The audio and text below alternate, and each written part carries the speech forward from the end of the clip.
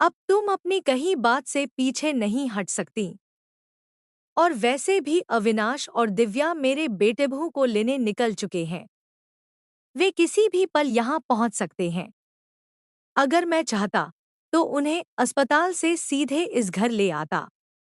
लेकिन मेरा मन था कि इस घर में उनका स्वागत पूरे सम्मान और उत्सव के साथ हो। देव और वसुधा अपने घर लौट रहे हैं। हालांकि चंद्रिका के मन की नाराजगी अभी भी खत्म नहीं हुई है। आने वाले एपिसोड में आप देखेंगे कि प्रभात पूरे घर को सजा रहे होते हैं, लेकिन किसी को असली वजह नहीं बताते। जब चंद्रिका उनसे सवाल करती है तो प्रभात शांत स्वर में कहते हैं, आज मेरे बेटे और इस घर की बड़ी बहू वापस लौट रहे हैं।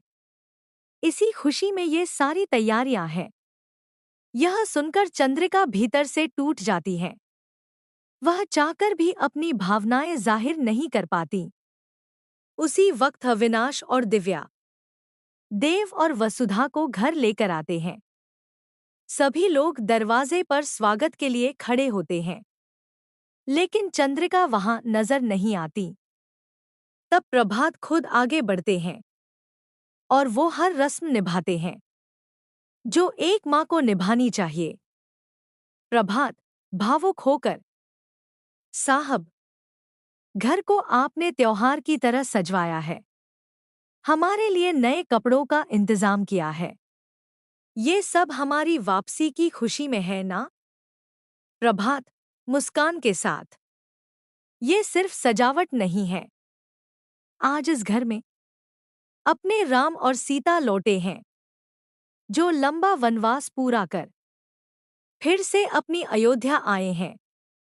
चंद्रिका भर्राई आवाज में, शायद भगवान ने मुझे ये दूसरा जीवन इसलिए दिया कि मैं अपने देव और वसु को इस घर में लौटते देख सकूं।